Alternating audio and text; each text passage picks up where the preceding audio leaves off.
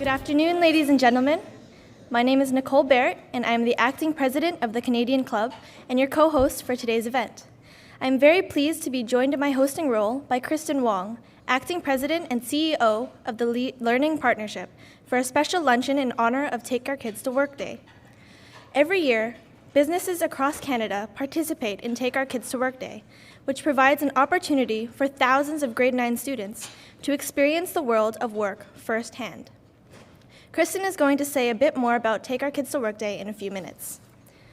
I want to remind our students and everyone in our live audience that our panelists want to hear from you. So please write your questions on the cards provided on your tables, and we will pose them to our panelists a little later. Now, we had a raffle ticket that no one claimed earlier. So ticket number 3072613. If that is your ticket, please claim your prize. Okay. Now, I want to acknowledge all the audience, or adults in the audience today. Adults, please stand so we can welcome you.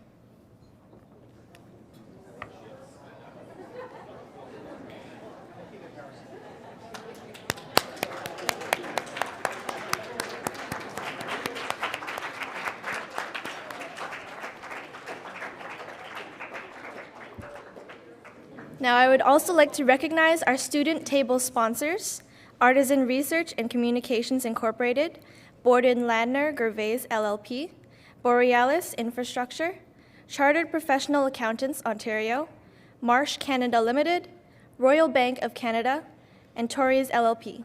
Thank you all for your support.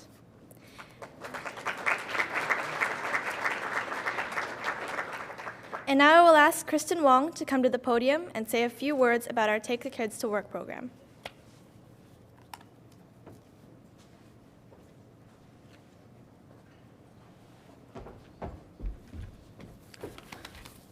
Good afternoon. My name is Kristen Wong, and I'm a grade 9 student at Dr. Norman Methuen in Toronto.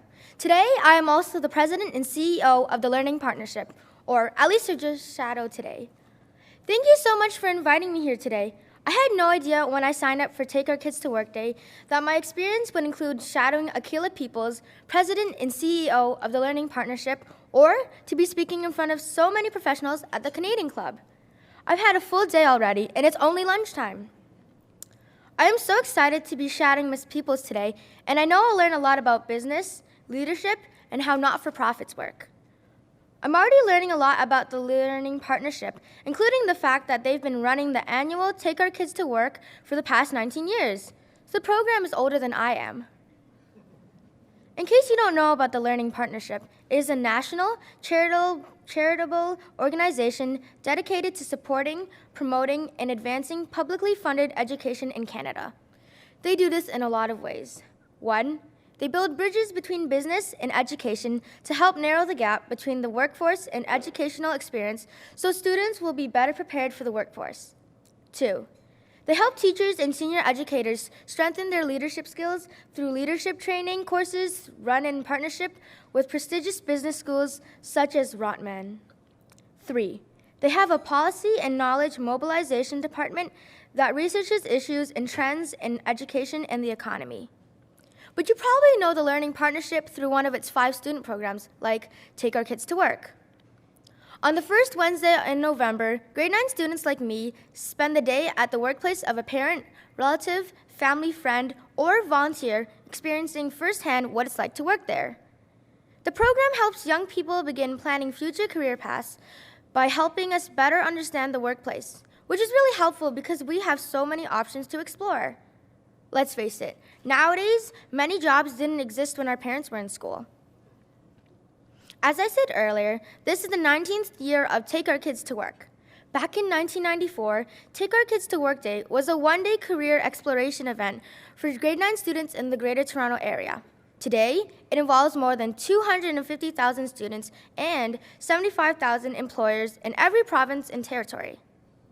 Take Our Kids to Work Day is more than a fun day away from the classroom. It's an opportunity for us to understand the importance of staying in school by learning firsthand what skills are required in today's workplace, to develop an appreciation for our parents' careers and roles in supporting their families, to start exploring career options in a practical way, and to gain a better understanding of just how many career choices are open to us.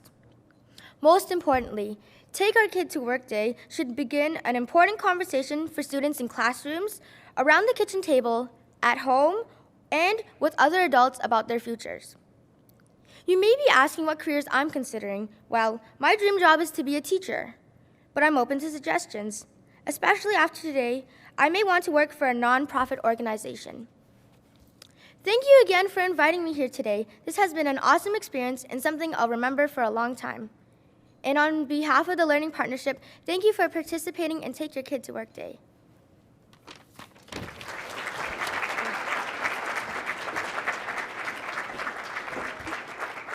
Thank you so much, Kirsten. Now let's get started. The floor will be open for all of you in our audience to ask your questions, but first, I'd like to introduce our moderator for today's event. Aquila Peoples, a North American Aboriginal name meaning leader of the park, became the president and CEO of the Learning Partnership on January the 1st, 2013. A dynamic and inspirational speaker, Aquila founded Youth in Motion, where she served as president and CEO for 14 years.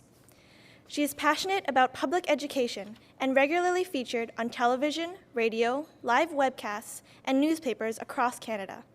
Ladies and gentlemen, please join me in welcoming Aquila Peoples and this year's panelists to the stage.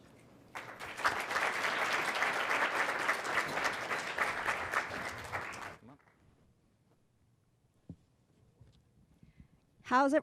Do we have the microphone on? How's everybody doing today? Everybody would rather be back at school? No. Do you have lunch like this every day at school?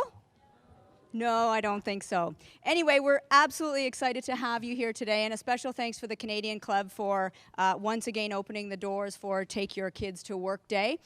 This is a very exciting opportunity for us to have you here today. And as I understand it, each year they focus on slightly different careers on stage, so I have the great pleasure of asking some questions of our panelists today, and I'm going to introduce them in just a moment. Just before we go any further, put up your hands, students, if you've learned something new already today. Okay, a couple of hands are up. Some shy hands slowly creeping up. Well, we're going to learn something new right now. Be honest, when you came into this room and sat at the table, were you absolutely sure which side your bread plate was on, left or right? Put up your hand if you were absolutely positive. Adults as well, actually. Okay, good. Well, not too many hands went up in the room. I'm going to teach you a trick that you'll never forget this. If you take your finger and thumb on each hand and put them together like this. This one is a B for bread plate, which is on your left. This one is a D for drink, which is on your right. So when you're sitting at your table, when you do this, under the table, nobody ever even has to see you doing it. You will never again forget that your bread plate is on your left. One other thing that you might like even better is if you like BMWs, you can also do BMW. Bread, meal plate, water glass. So whichever one you like, you'll never again forget where your bread plate is. So there you go. You've learned something new at Take Your Kids to Work Day. The one thing I do want to encourage you through your whole day today, students, is it's really important to ask questions of the adults that you come into contact. And not just today. So not just the adults that you have met at your table or this morning, but after today. Now when you come into contact with friends of your parents or people in your neighborhood, ask them questions about what their job is all about, because that's the only way you're really going to discover which job is for you. And I'll give you a quick example on that. Gordon is a lawyer. How many of you think he spends a lot of time in court? Put up your hand. He's a lawyer. Okay? I would think he spends a lot of time in court. Gordon actually told me he doesn't spend any time in court. He's not the kind of lawyer that goes to court. So it's very important to ask great questions of people in the workforce. And if you can figure out what kind of job you want to have, that's how you're going to be successful in life. Because if you can wake up every day and go to work and enjoy what you're doing, not only are you going to be happy, but you're probably going to be quite successful. So I encourage you very much to ask lots of questions.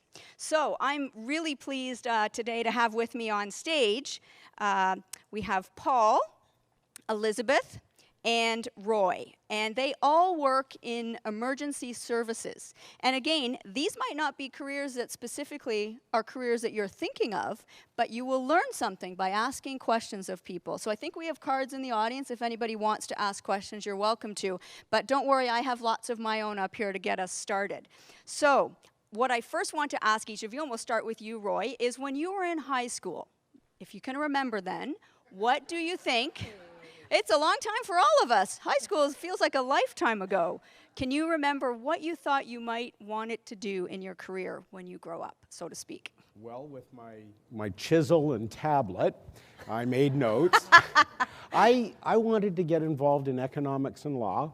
And I remember when I was 16, I took a trip to Ottawa, and I told Pierre Trudeau that I was going to move into his house when I became Prime Minister. My goodness. Great. So you changed courses. So we'll come back a little bit later and find out how that happened. Elizabeth, what about you when you were in high school? I don't remember having a specific idea of what I wanted to do when I was in high school.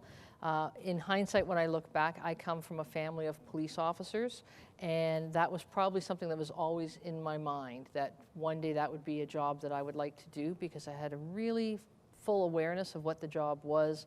And the thing that really appealed to me was that it was non-traditional in that it didn't work Monday to Friday. You could work in one job and do all different things. So that was probably in my mind even then. And we're going to come back to that, the fact it wasn't Monday to Friday. That's something we'll touch on in a few minutes. Paul, what about you when you were in high school? What did you think you wanted to do for your career? Probably like a lot of people in grade 9, I didn't have any really idea. My father was in the service industry, he worked for the government, and I thought maybe I'd be like Roy, a politician, because I wanted to get involved in the community at some capacity, but I wasn't sure at that point. Okay. And Roy, your title right now is Commander of Operations for Toronto Emergency Medical Services. So Toronto Emergency Medical Services is what most of us know as paramedics. Is that correct? That's right. Correct? Yes. So tell us, if we were to come and follow you around for a day, what is it that you do right now in your current job? Well, Keila, I'll talk more about the paramedics job because my role is a little more boring. I spend a lot of time in meetings and behind a desk. But paramedics, there is no such thing as a typical day. They start their morning and they never know when the alarm is going to go off, and they never know what type of call they're going to face. And they may go out and work solid for 12 hours and barely get a break, but they're helping people and they're doing a lot of varied and different things. Maybe they're bringing a brand new baby into the world, or maybe on the other end, they're working on somebody that's had a cardiac arrest and is leaving this world. And you started out in that role when you Yes, first started your career. And what did you like about that job? You never knew what was next. When I started my shift at 7 o'clock in the morning, I had no idea what I would be doing, where I would be going, or who I would be meeting. And I've met some really neat people, and I've seen the best of the world, and unfortunately, sometimes we see the worst of the world too. Mm-hmm. Great. Well, we'll come back a little bit later to you. But Elizabeth, you are the acting staff superintendent, Central Field Command for the Toronto Police Service. Mm-hmm. If I was to follow you around during the day, what do you do currently now in your job? And then maybe we can talk about what it's like to be a police officer in the field. I'm afraid most of the people in the room would be very bored following me around day to day, because like many of the other, I'm a manager of managers. So my day is primarily email, budgets, meetings, dealing with issues and making sure that the unit commanders in the divisions in the city that I supervise have all the things that they need, so that their officers have all the things that they need to go out and do their jobs. Okay. And a police officer in the field, you started in that role, is That's that right. correct? Yeah. Police officers, no matter what rank they are, if they're a sworn police officer, we all start at the same spot. We're all frontline, what you would call primary response officers, the officer that you would get responding to your house when you call 911, the officer that you see stopping cars and issuing traffic tickets and such, just driving around in the cars, some officers riding bicycles, all the way up to the officers that are in specialized functions, investigators, we have officers that ride bicycles, motorcycles, horses, drive boats, do serious investigations. It runs the gamut. And what was it that attracted you into that role initially in terms of a career destination? I was very comfortable with the variety of different things that you could do, very aware of the variety of different things that you could do working for one employer but doing 100 different jobs. That opportunity is open to us. In policing, it's always something different every day, just as Roy said. It's not until you get to the level that I'm at now where you have a relative predictability to your day, and even at that, we have unpredictable days. But for our police officers and the different ranks on the road and in the divisions, it's something different every day. Okay, great, thanks. And Paul, you are public educator and fire marshal for Toronto Fire Services, and I understand there are 3 different general categories in terms of working for Toronto Fire Services. Is that correct? And can you tell us a little bit about those 3 areas? Sure. Typical when we think of firefighters, we think of the poster over here. There's a young lady in the firefighter gear. I think most of us, when we think firefighter, we think the red shiny truck. We think the firefighters, they come to the house, they come to a car fire, and they put out the fires. But in reality, there's 3 different positions. There's the operations or suppression. They're the ones we just described, wearing a similar suit to on the picture. But there's also a 911 operator. We work closely with EMS and our partners with Toronto Police. They answer the phone. So when you call 911, it's a police operator that answers the phone.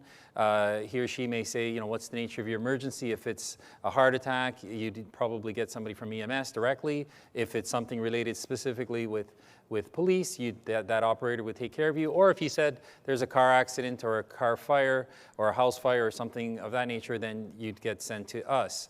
So that's a career, and that's considered a firefighter. We don't think of a call taker as a firefighter, but that's a firefighter. And then thirdly is another job that I did, and that's the fire marshal. I'm an assistant to the fire marshal of Ontario. So what that is I, similar to a police officer that enforces a criminal code, I enforce the fire code. Things like a hotel like this, making sure that the exit signs are lit, make sure that the doors are not blocked, make sure that there's access for emergency services, those kind of things. Okay, great. And Elizabeth, you touched on a career that's not a 9-to-5 type experience, and every job is very different. Not all jobs are 9 to 5. In fact, put up your hand, students, if your parents work in a job that's more 9 to 5, where they leave in the morning Monday to Friday and they come home sometime around dinner time. Put up your hand if your parents are in that kind of a job. Okay, that's quite common, but there's lots of careers where you can work shift work, or you can work longer than what we might consider a full day. So maybe we can start with you, Roy. In the paramedics field, what kind of schedule would an entry-level paramedic participate in over the course of a month? All of our paramedics work a 12-hour shift, and there's a variety of different schedules. So we've got some people that, through seniority, manage to get onto a straight day schedule, and we have people that work half days and half nights, and a bunch of different varieties in between. And it's all about, we staff to meet our call demand, and we know that we start getting busier at 9 o'clock in the morning, and so we start expanding our staff that way. They do 20 12-hour shifts in 6 weeks. Okay, so very different than a 9 to 5 type role. Elizabeth? The majority of our uniform officers, the ones that you'd see on the street, work a modified compressed work week. Their shifts are generally 10 hours, so they would work 10 days of day shift in a row, and then they have 6 days off. They work 10 evening shift from about 2 o'clock in the afternoon till around midnight, and then they have 5 days off, and then they work 8 or 7 night shifts of 8-hour shifts, and they have 3 days off, and they rotate through that. Some of the other officers will work on a stretch of, they work 10-hour shifts for 8 days, and then they have 6 days off. And for a lot of people, especially young people, that's very appealing, because it's almost like you have a week of holidays every week, but to get that, you work long hours. Great, thank you. Paul? Okay, like we mentioned, we have 3 different careers within the Toronto Fire Services. So an operations firefighter, they work a 24-hour shift. So you might think, well, 24 hours, when do they go home, when do they sleep? Well, they work 7 out of 28 days. So 7 24-hour shifts out of 28 days, when you do the math, it's still a 42-hour week. So they work 42 hours a week, but they work concentrated shifts. So like the police officer that has that stretch, we also have that stretch where you'll have a week off in between. The call taker dispatchers, they work a 14-hour night shift and 10-hour day shift. They work a few days on, a few days off, and then they get a bank of about 4 days off in between. So that's a difficult shift because it's hard to program your life or schedule things within your life when you're working shift work. It's not easy. The firefighters with 7 days, there's still quite a bit of room for time off, but the communications shift, I find I worked it, it's difficult. What I'm doing right now is straight days as a public educator or a fire marshal or fire inspector. We work Monday to Friday. We work 8.4 hours, roughly 8.5 hours a day to get our 42 hours in a week. Great. Okay, I have a question from the audience here. Do you ever wish you could change your job? Anybody like to respond to that? Well, I'll start, and I'll say no. I mean, I've had 32 years working in a really, really neat career, and I mean, it's so rewarding, and especially for our paramedics, when you look at some of the things that they get to do and the way they are directly helping people every day. I'm indirectly helping people as Liz is doing with making sure her police officers have what they need. I make sure our paramedics have what they need to get to you and look after people. I've never once wished that I'd chosen a different career. One of the things that really appealed to me about this career was the fact that I could choose to change the job that I was doing within the career. And I would say it's just like anybody who's a student who may very much enjoy their schooling. There may be one course that they just want to get through. I've had some jobs where I just want to get through that job. I just need to get through that 6-month period that I was doing a certain line of work, because I also knew that at a later time I was going to be able to do something else that was maybe more appealing. But I've never once wished I did a different career. Great, thank you. Paul? Similar to the other emergency services, police and paramedics, I can't think of a better job where they pay you to do good deeds. Each day, firefighters, all of us, we go out there, we do good deeds that we would normally do as citizens in the community, but we're getting an opportunity to earn a living and do something that we're very passionate about. So I've had, like I said before, several different careers within the career of being a firefighter. So I'm the youngest one probably on the panel here, but you know, I've already been 23 years with the fire service and the city.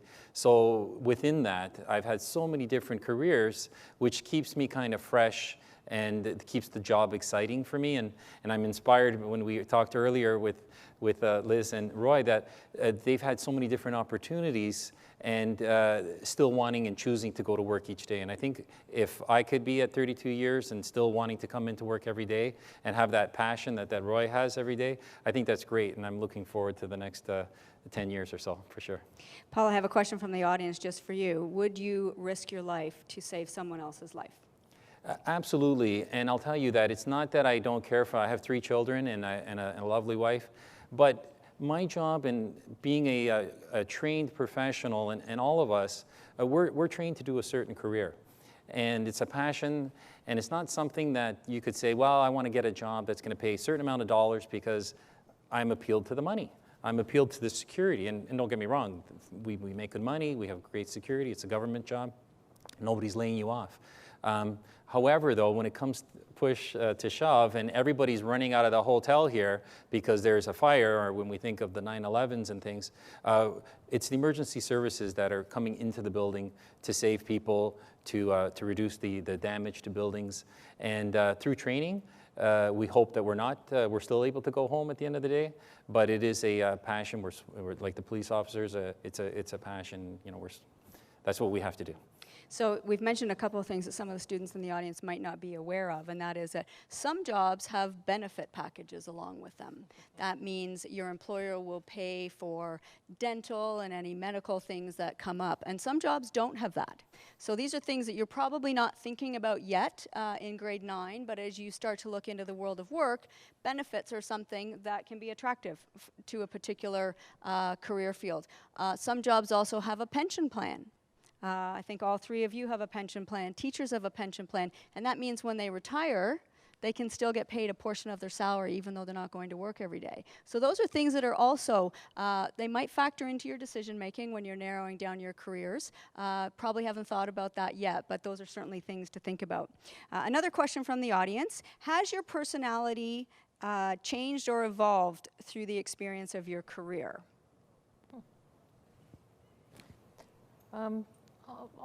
I'll start with that one. I think and I did this about a year ago, I met up with some people that I went to school with in high school, and who I hadn't seen in probably 23, 24 years. None of them were surprised to know that I had gone into policing because they knew my family history. And I think the overwhelming comment from a lot of them was, well, you haven't really changed much at all. And I don't think that I have. I think that in some respects, you do grow no matter what job you do. And that's probably not just the job you do, but the result of aging. But in general, I certainly, some people would think that sometimes you do a job and you may become more cynical or more critical of things. I've never experienced that, and I don't think that has been the case, certainly with what I've experienced. If I could just jump in on that as well, I think every one of us, I look at who I was when I was 15, and I look at who I am now. And there were a lot of things that I've seen and been involved in through my career that have helped shape me to be who I am today. But who I am today is the sum total not just of my career experiences, but my general life experiences. And every single one of those things has helped to build who you see sitting here today. And I think the same will be true for all of you. It'll be work experience as well as life experience that will help you become the wonderful person that is in your future. Paul? When you think of a career path and you think of all the different things that you can be, and myself in the firefighting, I've seen so many things and so many tragedies, some horrible things. And you see, and I've talked to people, and they've made decisions in their lives like you're going to choose soon a career path. And I talk to people, though, not in careers, but let's say their smoke alarms and not having a fire escape plan and not charging their fire extinguishers and failing to maintain their buildings, and a property owner that somebody passes away in an apartment building. And these are life choices, and people make mistakes. And I try personally, I try to learn from those people's mistakes. I've made lots of mistakes myself, but if I could learn, and I try to take that opportunity to learn from not only the mistakes, but also the good things that people do, that's how it's shaped me today. So I try to gain something. I've gained something today already, besides the bread and the water, the BMW. But that's something I'll learn, and I won't forget that. Right. And so many other things like that. And I think that's a good point, because lifelong learning is something that's very important in the world of work today, because everything changes so quickly that you don't just learn when you're in school. In fact, I think to be successful in the world of work, you need to do what Paul's saying. You need to continue to learn as you move through your career. That's very important. Roy, I have a question from the audience for you. What courses do you have to take in high school and or college, university to become a paramedic? Good question. So first off, in high school, try and focus on the sciences and the maths. That'll be a very good grounding. To become a paramedic in the province of Ontario, you have to take a 2-year community college course, and there's pretty stiff competition to get in. So you want to get your marks up as high as you can. You can also, once you graduate from community college, the University of Toronto now has a science degree in paramedicine that you can continue part-time once you get working, or if you choose to stay in school full-time, you can continue to get a degree in paramedicine. Very interesting question I'm going to ask all of you. If you could go back in time and tell your 14-year-old self something you wish you had known then about the working world, what would it be?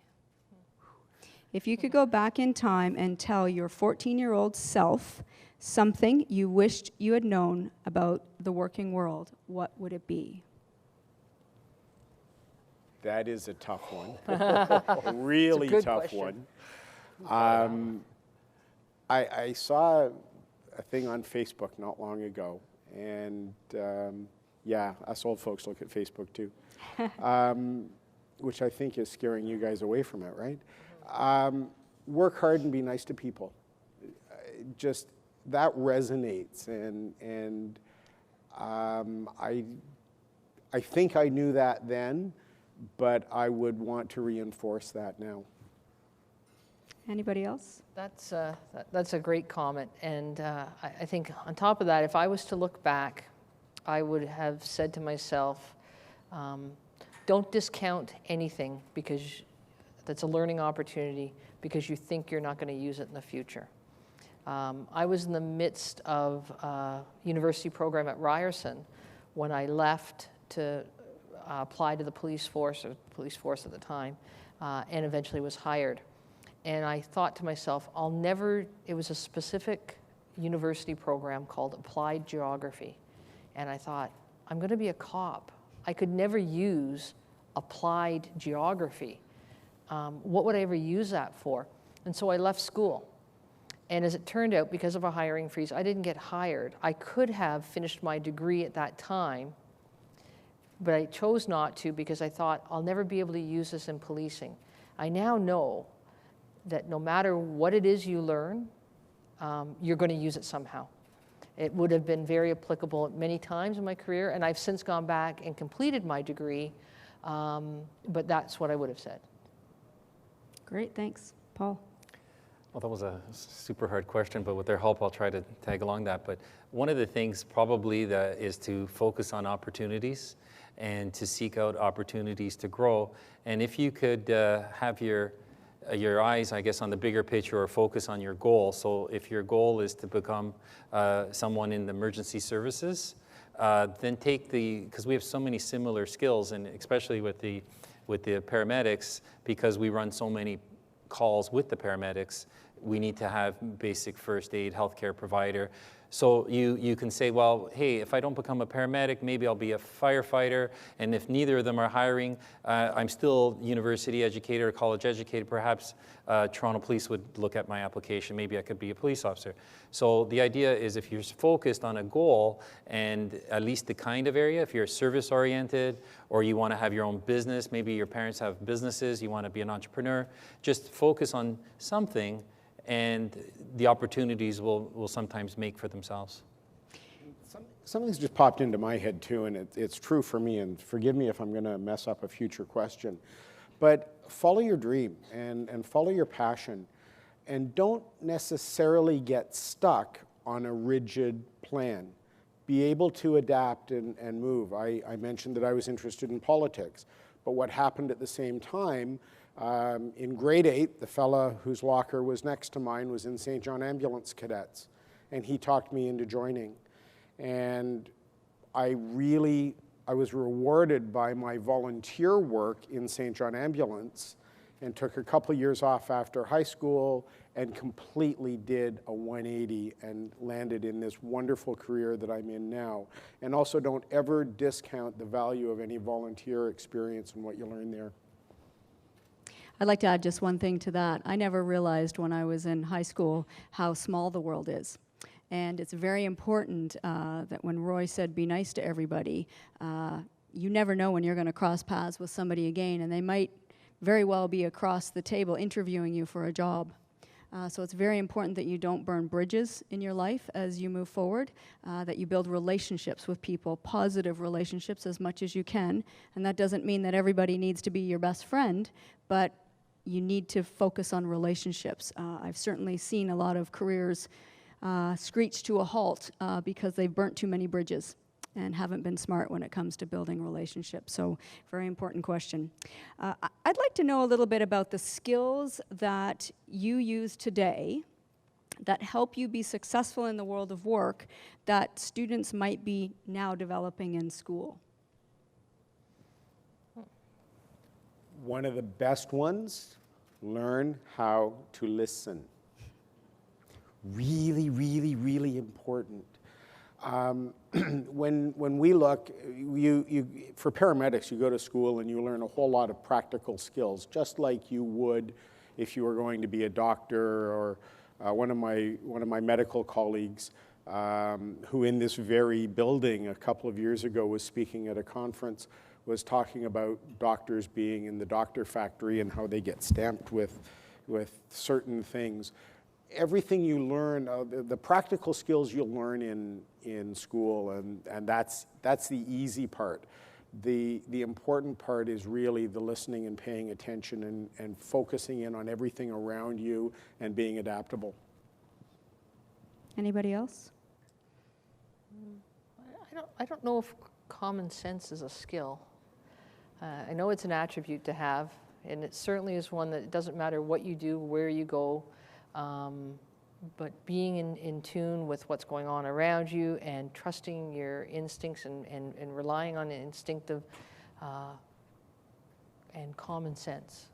Probably the single greatest quality that we're looking for in a police officer is that the ability to have that common sense, to have that in combination with a real strong sense of humanity and respect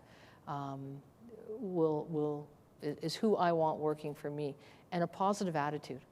We've often said, I've said in different jobs when I've been selecting police officers to work for me in specialized units, I hire for attitude and train for skill.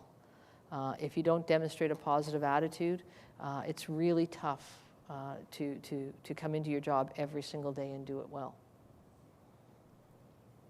Paul? Some very good points, and to reiterate what Roy said, we have 2 eyes, 2 ears, so we should be really listening and observing twice as much as we speak. And I often find, and I try to check myself as well, the more I listen, and if we have a conversation, if you're doing more of the listening and paying attention, that other person and reiterating what they say, I think you'll develop a closer relationship with that person, and you'll gain so much more for it. And at this point, and as you're seeking out advice from adults and friends and family members about career choices, really do listen and have an open mind. I think that's important. And just, oh, sorry. Something that you said, we are sworn in as police officers, and my first day on the job, being sworn in, the supervisor that was there spoke to the group of us and said, I just want to give you one piece of advice that I got on my first day. You've got your eyes, you got your ears, and you got your mouth, and you notice the order I said them in. And every single job that I have stepped into in policing, I've kept that in my mind. You watch, you learn, you listen, and then you engage this. And an old adage from paramedicine, if it feels good, you probably shouldn't be doing it. So it's interesting we talked so much about listening here because Kristen and I started out our day this morning with the Premier because she was meeting students at Queen's Park. So we had the opportunity to go into her office and talk to her a little bit about her job. And I asked her the question, what are some of the most important skills that she uses? She didn't even hesitate, listening. She said listening is one of the most important skills that you can employ in any job, but particularly in politics. Not everybody does that, of course, but nevertheless. I also wanted to pick up on the positive attitude comment, Elizabeth. Every single day I'm interacting with leaders in business, sometimes the CEOs of banks, on a one-on-one basis, and I have lots of opportunity to talk to them about what they value in young employees. And I wish I had $1 for every time positive attitude was mentioned.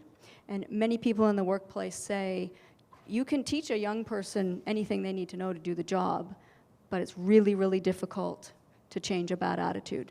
So if they can come in with a positive attitude, we will hire for a positive attitude, and that's something that becomes part of their culture. So very, very important to have a positive outlook and be a positive force in your classroom, in your school, in your community. That seems to be very, very highly valued and very important in the world of work. Let's talk about a couple of other skills. What about teamwork? Is teamwork something that you use on a daily or weekly basis in your roles? Am I getting 3 nods? You're getting 3 nods, and it's interesting that you would see the 3 of us up here together on a team, because even though we work in 3 independent services, we do teamwork all the time. Yeah. Liz talked about the bikes. Well, I have paramedics riding bicycles alongside her police constables riding bicycles. She talked about the boats. I have paramedics that are assigned to work on a police boat. She talked about you didn't talk about tactical, but we've got paramedics that are trained up and work with the tactical police, the public safety unit, all sorts of things. We work with fire very closely on what's called CBRNE, chemical, nuclear, biological, and explosive issues. We work together as a partnership. Any car accident where someone is trapped, the paramedics have a great specialty in patient care. The fire department has a great specialty in disentangling and helping with extrication. And all three of us work together side by side all the time, and it's a big team. So I'm just going to move forward a couple of questions just because we're coming to the end of our time together. What about communication skills, the importance of communication skills in today's workplace? And I ask the question because I know a lot of people get concerned about our texting generation, and we all do it, and we shorten words, and we end up using not perfect grammar and spelling. Tell us about communication skills, how important that is in the world of work. Paul, do you want to take a stab at that? Sure, communication is so important, and I discourage a lot of the texting. Sometimes I'm having a texting conversation with a colleague or a friend of mine, and what I thought was funny, they didn't think was funny, or they didn't take it that way, or the information gets changed up. And I think it's so important that we're very careful, and if it's something important, maybe pick up the phone and actually have a real conversation.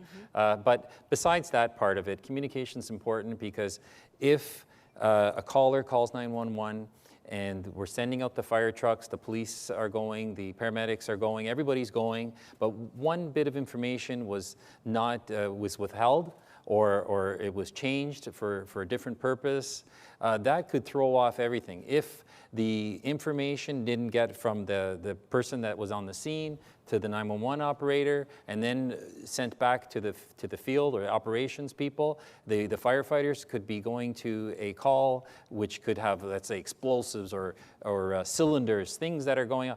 We don't know, but if somebody could give us that information, and then that could help save a life. So if that was withheld, somebody could die from that. If the communication link is broken somewhere, that's where there's a problem. So it's important. In our paramilitary structure, there's an order of command. There's so many different ways that communication plays an important role. Okay, so last thing, and I'd like you to answer it in a couple of words or maximum one sentence. Your best advice for somebody in grade 9 thinking about their future. Follow your dreams. Perfect. Yeah. Keep your eyes open to all the opportunities that are out there. Have a passion for what you want to do for a living. Absolutely. And I'd like to leave you with one of my favorite quotes, and that is, if you can find a job that you love, you'll never have to work a day in your life. If you can find a job that you love, you'll never have to work a day in your life. I have a sense that all three of these individuals enjoy getting up and going to work every day. I can tell you I'm truly blessed because my entire career I have loved my job.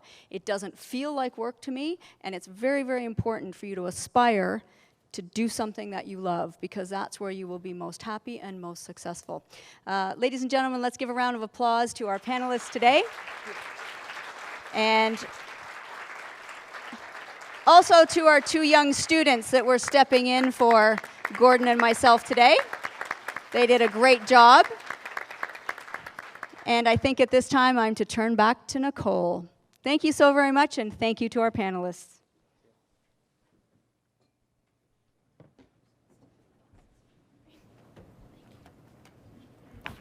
Thank you so much to Akila, and thank you to our panelists for giving us some insights into your aspirations and exciting careers. I can tell by the buzz in the room that our guests really enjoyed what you had to say, and I have to say that I definitely did as well. Our panelists have also demonstrated that it takes motivation and hard work to achieve this goal. I'd like to thank each of them: Fire Marshal Paul Fortuna, Acting Staff Superintendent Elizabeth Burns, and Commander Roy Southerns, for inspiring us to all make good life and career choices. Let's give our career panel a big round of applause.